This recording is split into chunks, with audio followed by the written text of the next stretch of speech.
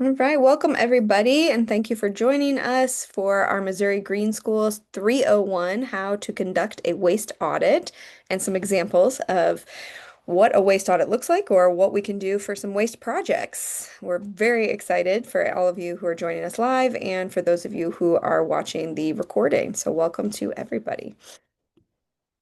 Today, we're going to cover some basic introductions. We will do a very brief overview of how to conduct a waste audit.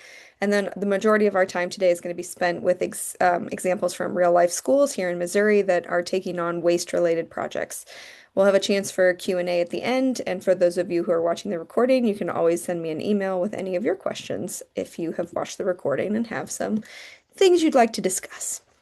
So first and foremost, I want to introduce our speakers today. We have three speakers with us. Jeannie Fernandez from Bridgeway Elementary in the Pattonville School District, Martha Erickson from Villa de Maria Montessori School right here in St. Louis, and Brandy Canoia from Shirley Green Preschool. All right, so before we actually dive into school examples, I want to briefly review this magical presentation that the Missouri Botanical Garden has given us for how to conduct a school waste audit. This presentation was created by Maggie McCoy and Cassie Knight, both of whom have very frequently visited classrooms in the St. Louis region of Missouri and have come to actually help conduct a waste audit. They presented for Missouri Green Schools just last semester, and so they okayed us giving this presentation in a miniature form. But I want to make sure that when you look at the slide deck, which of course will be sent out to the entire audience, this slide in particular has a link to the recording of the full presentation from the Missouri Botanical Garden and has a link to the full slide deck that goes through great detail of how to conduct a waste audit with your students, no matter how young or old they are. So please make sure you look through these links and really kind of get a sense of where do I start for a waste audit. One thing that I wanted to draw attention to from the Missouri Botanical Garden presentation was this idea that a waste audit can look very different from school to school. There are so many different types of waste audits that we can take on as school leaders or classroom teachers or teaching assistants, or if you're one of our school nurses. We really have a lot of ways to participate in all of these lovely things. So I want to make sure that you just take a moment to look at the different areas that you can audit and then how you can actually take each of those things on. So the first is the whole school audit, and the whole school waste audit is really trying to understand every single part of your school. You're sorting by material, and you're also trying to look at this from a systems level. You're trying to think about this from the principal's perspective. You're trying to think about this from the superintendent's perspective if you're in a large district. You're trying to really get a sense of every single area of waste and how you can reduce your waste impact or your landfill impact. The next, and kind of going down a level, but still making an impact, is if you are a classroom teacher and you really don't have access to do an entire school audit, you can audit simply your classroom. This is also extremely hands-on for elementary students to understand that even just one classroom produces an inordinate amount of waste that can be addressed. It's also much faster to do a one classroom survey or maybe a few classrooms, and it's cleaner. So if you're kind of nervous about approaching waste and you don't want to literally get dirty, this is a really easy way to look at a cleaner version of a waste audit. And what you're really trying to understand here is, are things going into the proper bin? So if you're a school that has a recycling program, you're going to start separating your waste bin and your recycling bin, and you're going to start realizing actually your recycling bin might be contaminated with things that cannot be recycled. And so the entire bin usually gets tossed into the trash. And so you're trying to look for kind of those gaps in the system and help your students understand where your waste is going and how does it work. There is also a great thing in the classroom survey where students can start to realize there's a lot that is thrown away that does not need to be thrown away. It could be reused, it could be saved for another person, it could be gifted to another person, maybe a different classroom. And so helping kids see things that they're throwing away they don't even need to be recycled. They could actually be reused before they're even in the waste stream system. The next area is an assessment survey, and this is an extremely detailed way to assess your school and really learn where your waste is coming from and where it's going. This final bullet point in this third column is really important that the assessment survey allows you to investigate other issues, not just once I have trash, where does it go? But this also investigates things like how do we start at the beginning with less waste? Why are we purchasing in bulk if we do not need to be purchasing in bulk? Why are we purchasing certain products that cannot be recycled? And so the assessment survey is a little bit more of a research approach, but it is much less dirty, again, if you don't want to physically touch trash. And it's more of a question and finding the right person in your building who knows the answer. Then you can definitely do a food waste audit, which is for sure your probably dirtiest option. So, if you have some administrators or some facilities folks who are not so excited about you touching trash, this might not be the option for you. However, kids love it. Kids get very excited about auditing cafeteria food waste. It sounds crazy, but digging through the trash can be very fun. The focus here is on the cafeteria because that's where the vast majority of food waste occurs. And you're looking for excessive food waste. You're not looking for the nitty-gritty small details. You took 3 bites of an apple and then threw the rest away. You're looking for there's an entire case of apples that we threw away for absolutely no reason, and it went to a landfill. It did not go to a compost. We threw away an entire carton of milk cartons, all of which could have been recycled, but we didn't dump the milk out first, and now it all went to the landfill. And so you're looking for big trends here in the food waste audit. This is also where most schools realize that they do not have a successful recycling program, and they also have no way to compost food waste. And then the other interesting thing that usually comes out of this is schools realize we are throwing away perfectly good food that does not need to be thrown away at all. And so a lot of schools end up coming up with share table ideas at the end of this. So food waste is definitely your dirtiest option, but also one of the most impactful things that you can do to understand your waste streams. And then the final category from this Missouri Botanical Garden presentation is a plastic audit. And this is especially interesting right now as we face just an inundation of microplastics everywhere. They are in our food, they are in our water, they are in our medicine, they are in everything. And so we're trying to understand our own plastic use and how microplastics are being kind of, pushed through society, but also what is our role in this as school leaders and as educators and as a school system? How much plastic are we putting out into the world? And so the focus here is also on single-use plastic. How much of your fruit comes in plastic baggies? How much of your water comes from water bottles instead of a water bottle filling station? How many schools provide reusable water bottles for their school system, etc.? There's a lot of different types of plastic that the plastic audit will address. So there's a lot of specifics here, but I just wanted to kind of go over very briefly the number of ways that you could audit the waste stream system in your school is a lot. And each of these could be a separate project. So I just want to reiterate here that there's a lot of different ways to approach waste in a school, and there's no one size fits all. And you really have to think about what is great for your school system. This presentation also includes hyperlinks to a lot of great resources. There's an entire folder called Waste Resources from the Show Me Green Schools Resource Library, and that includes an incredible number of things, teaching tools, but also student-facing materials. But a couple that I wanted to highlight was the Waste Audit Student Worksheet and the Waste Audit Lesson Plan, because those two resources at the top, they really walk you through how to conduct a waste audit as a classroom teacher or as a school leader, and then gives you a student-facing material that students can fill out, and you can easily adapt it to any grade level. All right, so I'm going to pass the torch over. We have some amazing speakers online here tonight who are current educators. They are practitioners in the field, and they are going to walk us through how did they approach waste in our school, in their schools, and how did it go? What went wrong? What did they need to fix? And how could this translate to your school for those of you who are watching the recording or who are joining us live? So our first speaker is from Bridgeway Elementary. Jeannie, I'm going to ask you to come off of mute and share your story with us and kind of explain how you guys did what you did. Yeah, hi, it's great to be here.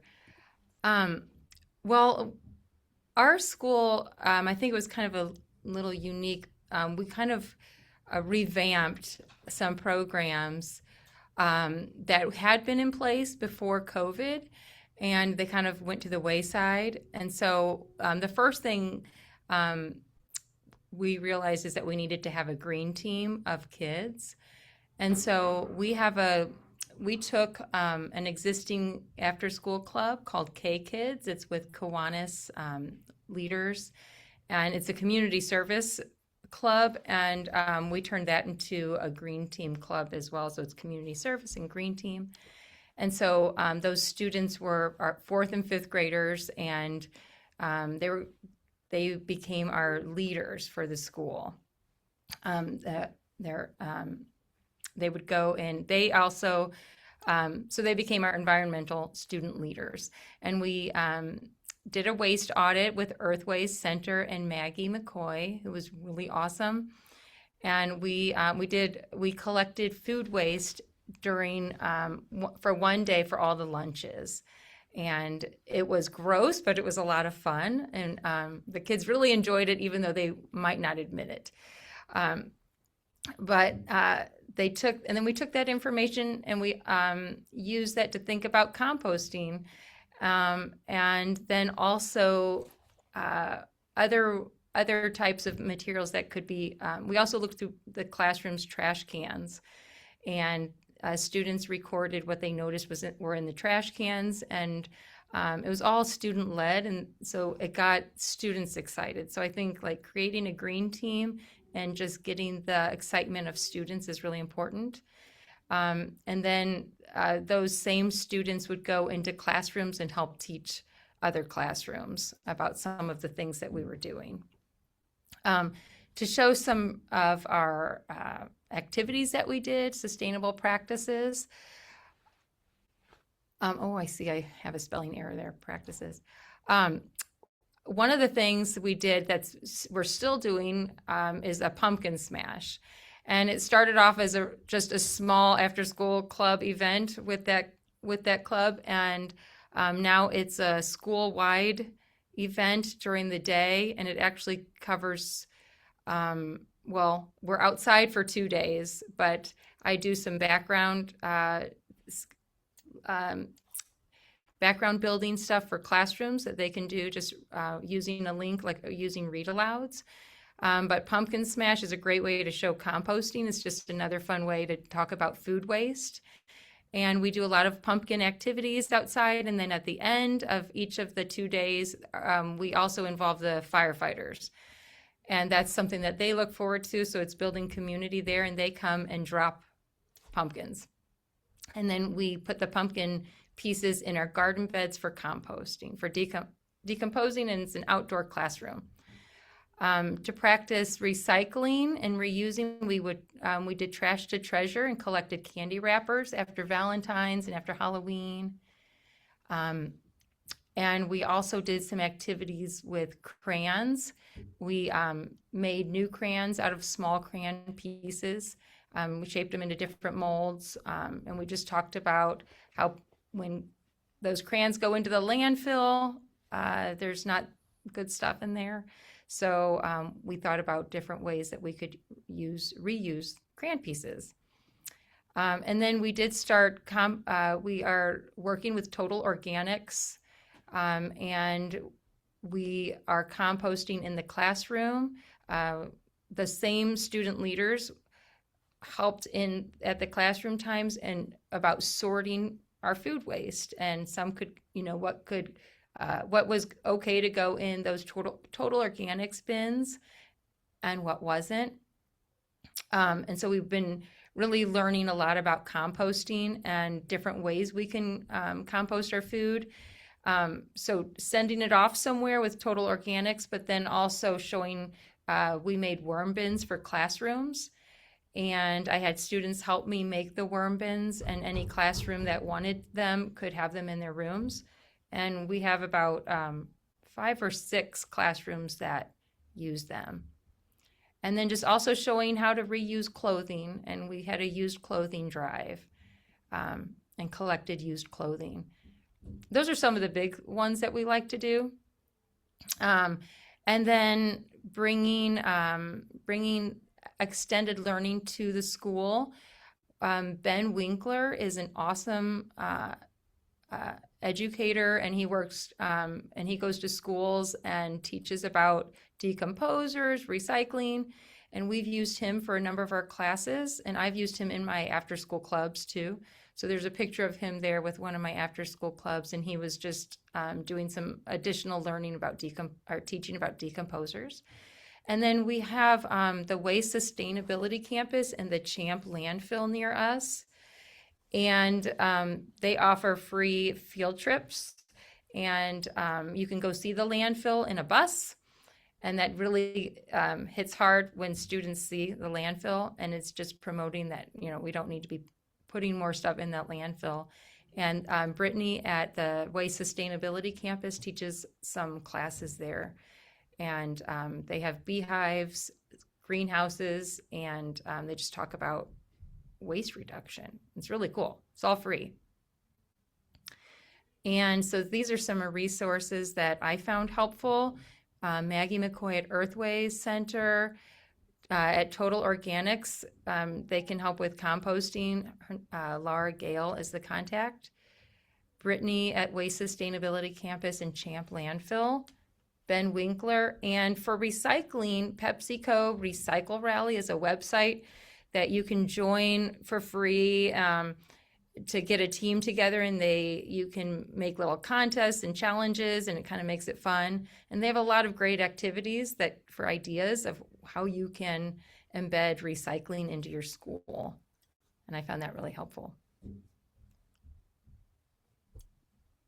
Jeannie, before we jump to our next presentation, I have a list of questions from folks who weren't able to join us live, and one of them seems very much geared towards you. So I'm gonna jump ahead to the Q&A just for a moment. The question was about a pumpkin smash. And this teacher said, I tried to do a pumpkin smash, but I got very overwhelmed at the response and how many pumpkins were brought to our school. I did not know what to do with all of the pieces. It was so much. Do you usually have a limit on how many pumpkins you allow? And if not, what do you do with all of your pumpkin smash materials? Oh, that's a great question. I take as many pumpkins as I can get, but we use them all. So we separate them though. We separate carved pumpkins and whole pumpkins. And so carved pumpkins are the ones that we smash, and then we put those all throughout our garden beds, and it becomes a pumpkin graveyard. So then that's an outdoor science lab, and students can just see them decomposing throughout the seasons. But it also becomes a place for animals to eat the pumpkins as well. So we're providing some food we have a lot of deer, and squirrels will eat some of those too. So we're feeding the decomposers and the wildlife there. And then whole pumpkins, we connect with some farms, and we sometimes collect whole pumpkins. This year, we also collected whole pumpkins for people. And then the older pumpkins that have been sitting out on people's porches and stuff that aren't moldy, those go to farms, and we feed pigs and goats and cows. And so we connect with different entities too, so all the pumpkins get used in some way. That's amazing. I love it. Thank you It's so much. it's my favorite time of year. That's awesome. I will add a personal experience for when I was a school principal, we had a school garden, and we used our leftover pumpkins to grow our own pumpkin patch. And my only advice, if you want to do that, is that they are prolific growers. So you got to have the space for it. So just watch out. They vine like crazy. But it was very fun, and the students absolutely adored it. And Missouri has wonderful growing conditions for pumpkins. They thrive here. So just if you've got a ton of pumpkins, you might want to start your own little patch. Absolutely. Love it. All right. Well, thank you, Jeannie. We'll come back to you for Q&A. And then for now, let's switch on over to Martha. Can you tell us about Villa di Maria Montessori? Yes, so we are a school in Kirkwood, Missouri. We have about a little over 200 students ranging from 14 months old until through sixth grade. And our campus is on 6 acres, so we do have a nice opportunity to have a lot of green space and a lot of options for like gardening and composting. Um, so we participated in the Missouri Green School Quest a couple of years ago, and our goal was for waste reduction and diversion. And we also got in touch with Ben Winkler, who I think is such a great resource. And he did a lot of student presentations and education for us. So I highlighted some of those. You can see he did a puppet show. This was how recycling changed my life. And he's just really theatrical and engaging. And it just really teaches the children about the basics of recycling. He uses all recycled materials to create his puppets and then does a Q&A afterwards. That was for children all the way from our kindergarten age through sixth grade. They all found joy in it. Then if you go back actually a little bit, we have Eek It Leaks. He did that one was in the middle. He did this with our upper elementary. That one was about he tried to work with students to create landfill liners to protect the groundwater from contaminated waste. The hint was that it always leaks. So no matter what materials were given to them, none of the students could be successful with creating a protective barrier for the land. So that was a really great hands-on activity for the upper elementary children. And then finally, he did come and do 3 waste audits with us, one in the beginning of the year, in the middle, and then in the end. We dumped out all of our trash. One thing unique about our school is we don't have one main area for like a cafeteria. We all eat lunch in our own classrooms and we don't have any hot lunch. So we do have a lot more control over what we use. So we use reusable plates, reusable utensils, reusable napkins. But we did have the opportunity to look through the bins, the recycling bins, the trash bins, and see what could have been put into the compost or what could have been recycled instead of thrown. And then some sustainable practices that we started during that year of the quest and we're maintaining right now. There's a program called through TerraCycle, and I have these in some links. But it's a program that collects any type of wrapper. So, like any wrapper that's not moist. So, if you have like a cheese stick wrapper, the single use ones, if you have bags of chips, if you have that the coating on what the batteries come into, anything that makes that kind of like crunchy sound can be put into TerraCycle bins. And there are places around St. Louis. I found one in the Subaru dealership in Creve Coeur, and you can bring your things there for free. So we have a TerraCycle bin in every room. We have a recycling bin in every room, a compost bin in every room, and then a trash can. So there's 4 different places that children can put their waste throughout the day. And we've noticed that the TerraCycle jar is mostly the one that has the most items in it after a lunch period. So that gives us the opportunity to look and see what maybe we could buy differently when we go to stores to get our lunches. But it also does give us an opportunity to reuse those materials. In the center picture, it shows you what happens with the wrappers. They collect the wrappers, they're turned into pellets, and then they're made into benches and other outdoor equipment. As I mentioned too, if you go back on the screen, another sustainable practice we have underneath that is our unpaper towels. Our school invested in unpaper towels for all of the bathrooms and any of the other like food eating areas. So children have laundry duty every day where they do the loads of those. So we have reusable for the bathroom and reusable paper towels for any other needs in the classroom. And then lastly, our school also, if you look on the right, there's the recycle bin and some writing instruments going into it. Our school did support us, and we were able to buy through TerraCycle a all-in-one office supplies bin. So we put our laminating papers, any used glue sticks, any pens or pencils or other school office supply type things that no longer work that would otherwise go in the trash. We put them in this recycle bin, and then you send it into TerraCycle. So that does come at a cost. That one was not anything for free. And then also we through the Missouri Quest, we started some community engagement that we've also maintained. So we do a candy wrapper collection at the week after Halloween every year. We give each child some paper bags that they can take home, and then they can fill those with their candy wrappers. That's just through the TerraCycle program. So we would just collect those and then we take those to the Subaru dealership in Creve Coeur. We also hosted an electronic recycling event where we had community members bring anything that was eligible on the list for electronic recycling. And it also was a good opportunity for us as a school to go through all of our materials and see what was no longer working and to responsibly get rid of those. We had a book swap. So we had people bring in books that they were no longer using anymore.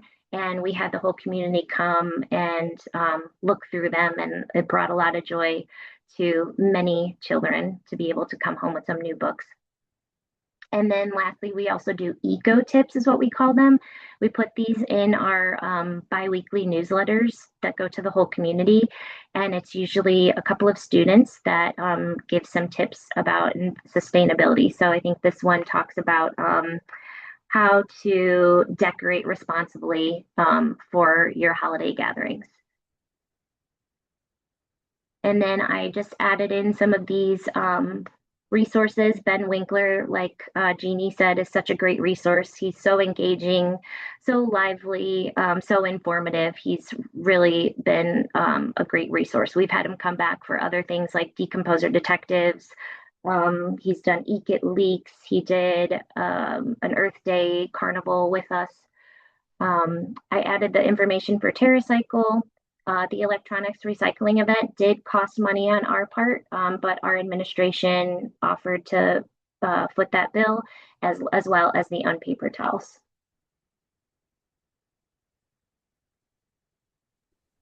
Awesome. Thank you so much, Martha. One of the questions from the list I think applies directly to you. And the question was, we've conducted one waste audit so far, but should we conduct more? Is it recommended that you conduct throughout the year or once a year?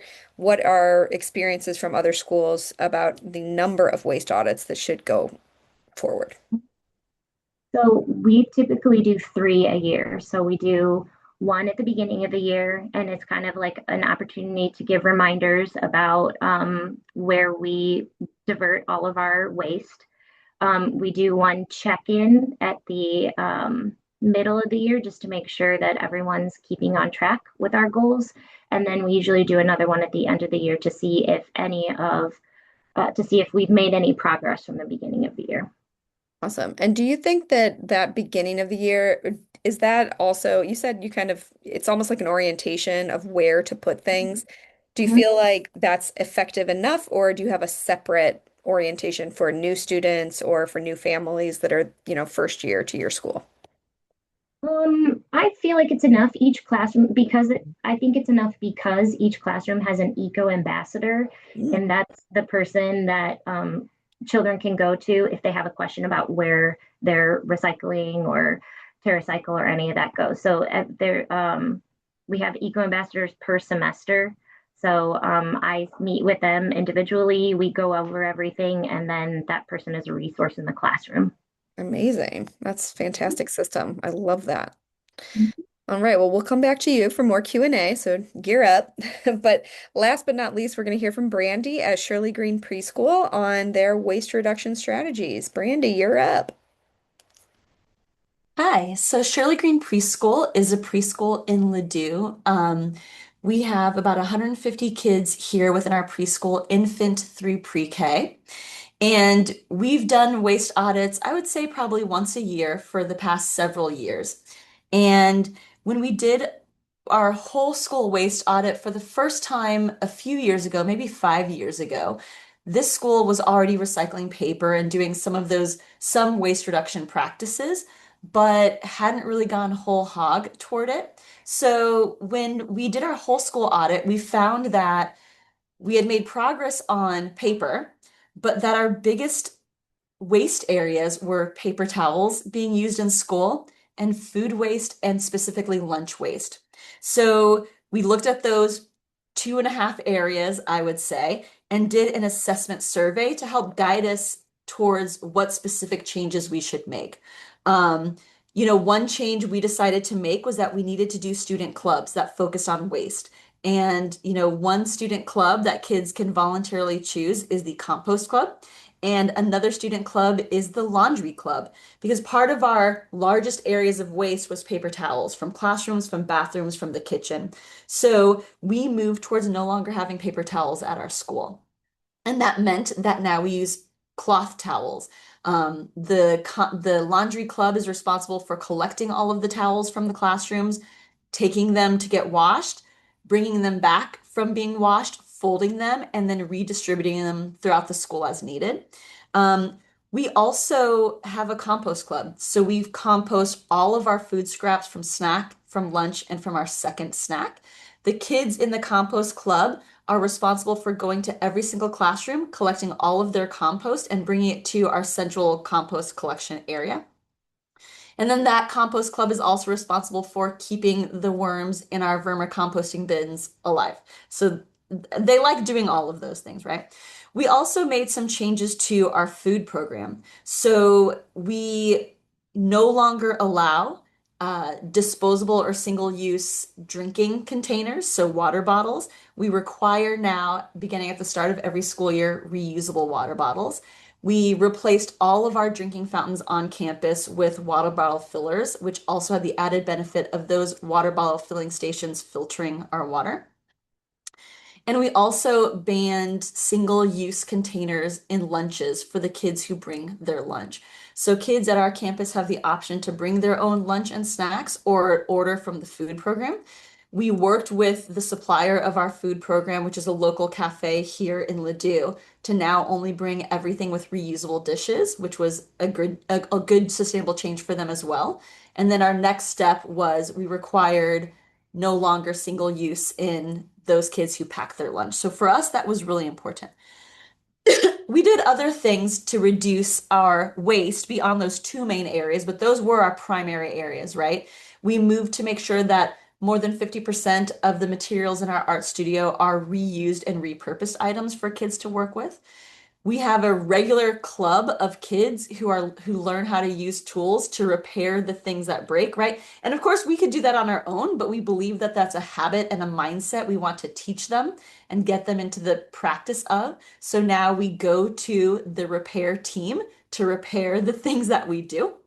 And so you'll see some pictures of different clubs on campus that are focused on reducing our waste there. And then we've also, if you want to go to the next slide, made some changes about engaging the community and engaging our students with the community. They're really young kids, but part of our approach is to make sure that these young kids learn to have a presence to make those changes on campus. So, of course, we have the green team now, and the green team is a mix of teachers, students, and parents. And it's been a good way for those different groups of people to find what common ground to share what they notice about ways that we can be greener and to help make changes. So some of the changes that the green team has initiated, for example, is that we have a gear swap. And so every single season, families bring all of the gear that no longer fits their children. That could be a stroller, or it could be a pumpkin seat. It could be a snowsuit that they outgrew. It could be a bike that they no longer use. And we fill the gym every single summer, winter, spring, and fall with a free gear swap. And families or kids can go shop or exchange and take whatever they wish. And that keeps, we know, things out of the landfill. We also have book exchanges at every single parent event.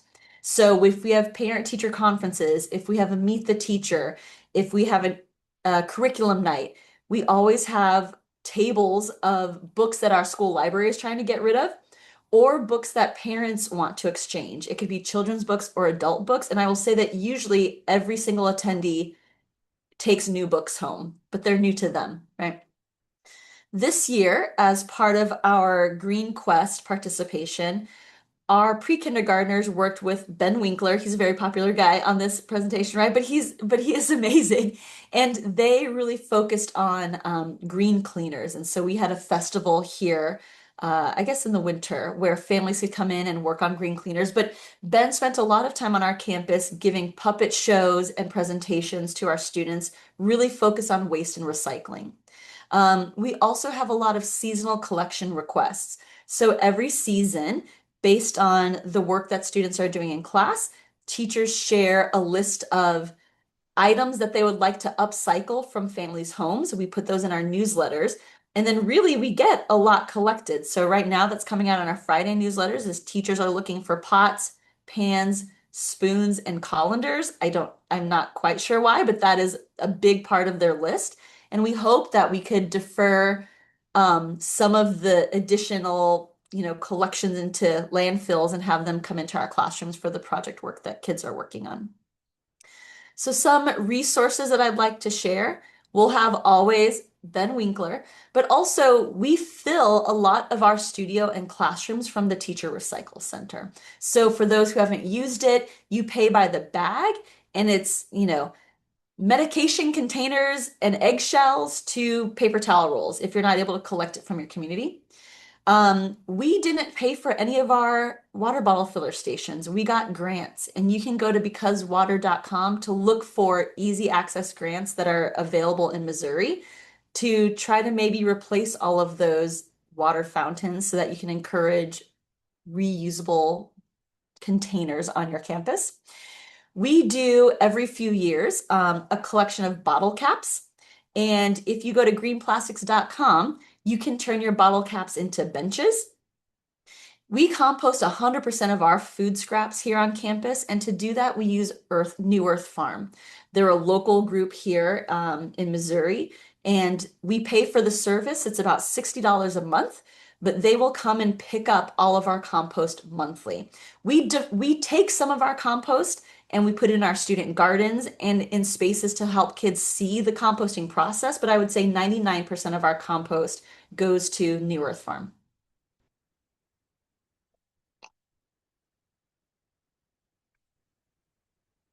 Thank you so much, Brandy. One of the questions on my list that sounds very much in your wheelhouse is a teacher wants to host a gear swap at their school, but she's very nervous about what to do with the stuff that's not taken. And do you have any suggestions of does it go straight to a donation? Are there volunteers that help, transport all of it? Because they have a large school. So she's very concerned that she will get so much stuff that does not then get swapped. What do you do with the leftovers? Yeah, so we do several things with our leftovers, and we do always have leftovers, right? Some times when we do this gear swap, nearly everything is gone except for like the ugliest sweater, right? And then some gear swaps we have a lot because maybe families brought a lot of equipment, right? For example. So the first thing we do with the leftovers is we look to see if the school can use it, right? So with clothing, gear, we're a school that goes outside in all weather. So like today it was pouring rain, but kids still went out for outdoor recess. Well, if there are snow bibs or rain boots or snow boots or, you know, beanies, we make sure that we have our spare clothes gear shelves stocked. And if we feel like we're low on 3-year-old snow bibs for the kids who forget theirs, then we make sure that we first stock it from the leftover of the gear swap. We are on the campus of Congregation Sher Emeth, which is a Jewish temple. And part of the mission of this temple is that we host immigrant families and support homeless shelters. So after we've taken what we think we might need for our lost and found, then we reach out to the immigrant families that we are sponsoring to see also if there's anything that they need. Most of those families do have children that are preschool age children, and there's often items that they could use for all weather. Many of those immigrant families are coming from places that don't snow, right? And so a lot of our winter gear that's left over, we can give to those families. And then lastly, for sure, then we'll donate it outside of this organization. So there are a lot of good options, especially if it's newish. Amazing. Oh my gosh. The amount of recycling that goes into that is, is really amazing. Oh, I love it.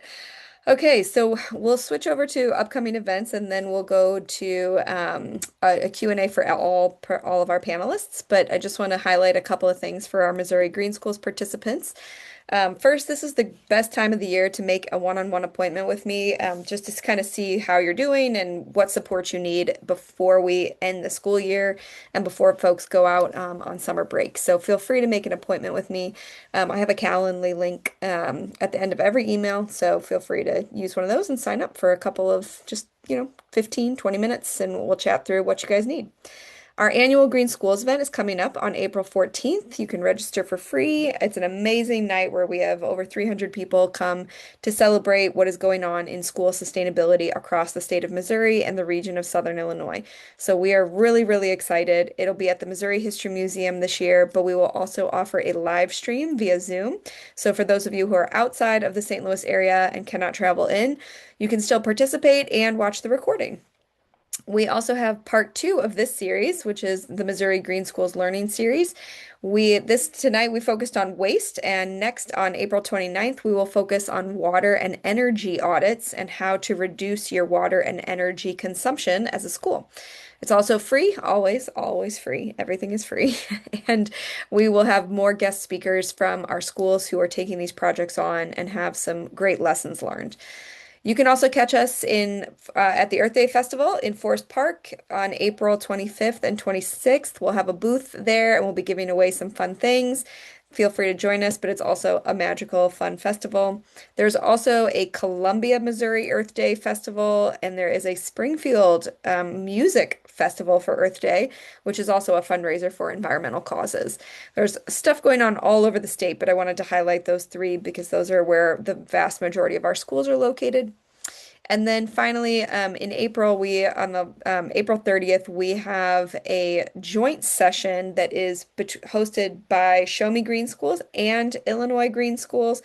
And we will have the famous Benjamin Winkler join us for his presentation on waste reduction strategies in schools. So if you're unable to get Ben to come to your school in person, this is a great way to hear these very engaging chats from him.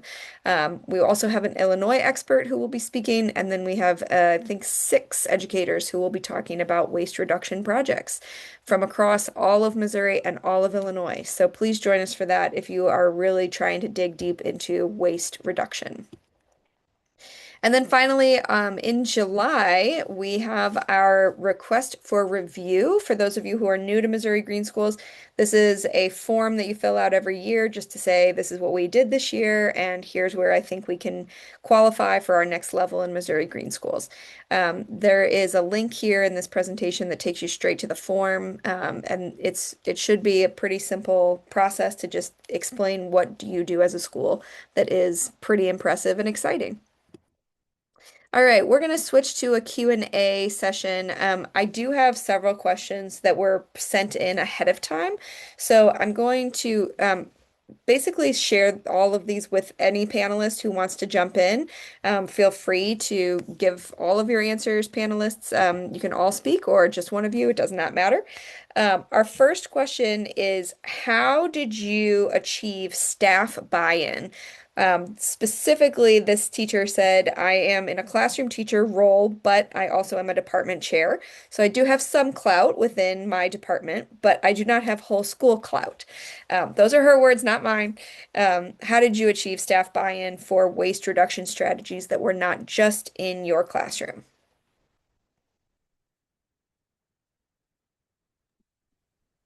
Ability Maria, we went to our head of school. So hearing it from the top down is really what made a difference for us when she supported us and made some of these things more like a rules based thing. It's just kind of like what we do at our school. That's where we felt the most cooperation. I think what helped us at Shirley Green Preschool was enacting a green team that had members of the green team that represented different aspects of the campus, so students, teachers, and adults. Once they decided on certain measures to reduce our waste, they were able to be good spokespeople for building momentum and getting buy-in. And I think that helped a lot. And then once that kind of wheel started turning, then it was pretty easy at that point to get everyone on board. There have been areas that were harder than others, right? Moving from paper towels to towels school-wide was harder. And I think that was just because there are some items or areas within waste reduction that just seem to not be okay, right? A lot of teachers are used to thinking, well, if something's dirty, use a paper towel and you throw it away, right? But once we went past some of those mindsets, a lot of our efforts were pretty easy through the green team. I also would add that when you have the student participation, that's when it really propels. For example, this past year, which I didn't add on this, there were a couple of students that were interested in ultra processed foods, and they, on their own, started an entire Whole Foods challenge for the month of January. They made social media posts for us to um, put on social media for them. They checked in and did surveys with their fellow classmates and things like that. So when students also are interested in participating, that's when you get a lot of momentum going too. Yeah, I'm just going to piggyback on some of those things that you all were saying about just also getting the administrators involved, and definitely students having a committee, or clubs that students are involved in, and then we eventually also have a committee. Started off as garden committee, but is now our sustainability committee with the staff. But I think and just showing different ways and just all the things that reducing waste can encompass. It's more, there's so many fun and creative ways that could also be turned into student projects, and a lot of things can be embedded into curriculum, and just showing that it can just be part of your regular day. It's not, doesn't have to be considered as something extra. There's so much to learn from it, and when students are excited about it too, that really helps. So having high student involvement is key. Yeah, absolutely. I mean, the kiddos are the most convincing people on the planet. They can be very persistent also. Speaking of students, we have two student-specific questions. The first one is, this is going to be hilarious for our early childhood folks on this call. Do you think that there is a quote minimum age requirement for this kind of work? because this is a school with from birth all the way up through eighth grade. So is there a minimum age requirement for a school sustainability project? And then the second question is, I have preschool students who love getting dirty in the garden and in waste reduction projects, but their parents don't. How do you address parent expectations and especially with cleanliness issues? So I'll do the cleanliness issue first because that's the most fun to talk about, I guess. So we work our parents through the process of getting dirty in baby steps, I would say. One of the most important things is just to make sure that the kids have the right gear and clothing and spare clothes, right? We still want to send them home clean, and I think to parents that's almost the biggest issue. If they get sent home really dirty, it's frustrating for parents. They might be going to a restaurant or an event and it's just like an extra annoyance. So for us, it's important at Shirley Green Preschool to make sure that whatever we're doing, it's not annoying or frustrating to parents. We, in our newsletters, also give lots of gear advice. So we give links to things that you can order that like the better shoes or the actual waterproof stuff, right? So that helps. Kids also have like some of that ecophobia, right? Like they don't want to get dirty either. So we also baby step kids into it. I think having the requirement and expectation that we go outside in all weather helps. Um, and putting a lot of information and sharing a lot of information with parents about the importance of it has been very helpful. So all of our grades from infant through pre-K spend a lot of time in their newsletters and in their info nights talking about the importance of getting dirty and getting muddy. And then we also do a whole rip the band-aid off experience where if you're a baby at our school, we have these micro projects where kids get fully embedded into something like the box project or the bubble wrap project. And we also have a paint project and a mud project. So your first year here, you just get used to the idea that they're going to get messy and it helps. When we think about the youngest age, our kids here, when they start joining teams and clubs, is age 2. So for us, we think about, you know, every class composts, whether they understand it or not. Every class recycles, whether they understand it or not, and uses towels. So those just become habits that they expect and get used to. But when it comes to the actual active participation, we want to make sure that they can speak enough to, manage things and share their ideas and think about agendas. And so for us, that has looked like 2-year-olds and up. Awesome. Any thoughts from our other panelists on those issues? I'll share from as a former principal, the getting dirty thing is real. Like parents do not want to pick up a kiddo from school who is super, super messy. First of all, if they're getting picked up in a car, now the car is messy. So being really respectful of the idea that your day might end, but your child is then going home and their day does not just magically end. So change of clothes is key. I had a big mistake one year where we took our students to Forest Park and did a tree planting project. I didn't even think about the fact that it had rained like crazy the night before. They went home and a mess. I mean, I can't tell you how many parent phone calls it was 100% my fault. So that was really eye-opening to me, just thinking through the day, thinking through the activity, and thinking through what happens when they go home, and helping parents be prepared. If it's going to be super messy, as long as they know, usually most parents are okay with it. And if they're not, then it can be a pretty individual conversation because those parents are few and far between. Martha, did you have an additional thought? Yeah, I was going to add to kind of what Brandy said. She mentioned something about how all the children compost, whether they understand it or not. And I think one of the important things she also said was creating the habits, but also having those children become part of that work. So, for example, if they don't understand what composting is, they do help bring the compost to to our big garden, or they bring some food scraps to the chickens. In Montessori, we have it's called practical life skills. So they will fold the towels, even though they may not know why we're doing all these things, but just engaging them in part of the process is like some of the first steps of just creating those habits. Absolutely.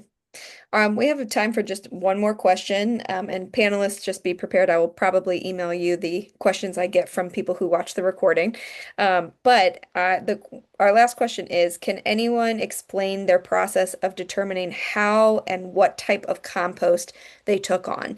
It seems that compost is an extremely common practice among schools that are environmentally conscious, but I can't figure out what is best for my school. How did you determine your process and the type of composting that you took on? So here at Shirley Green Preschool, we decided to use New Earth Farm as the organization that helped take our compost and deal with it and disperse it as needed throughout the community because they compost everything. So we're able to, with our young students, we felt that it would be difficult to try to divide up the type of food that goes into compost. We wanted to make sure that the kids dumped their food scraps on their own into the composting container, and to ask like a 2-year-old to do that is we felt was a struggle that we didn't want to take on. Um, and New Earth Farm compost dairy, meat, veggies, fruit. I mean, every single thing that kids may have in their lunch gets composted with New Earth Farm. So for us, it was like a one-shot option that seemed to work well for us. Awesome.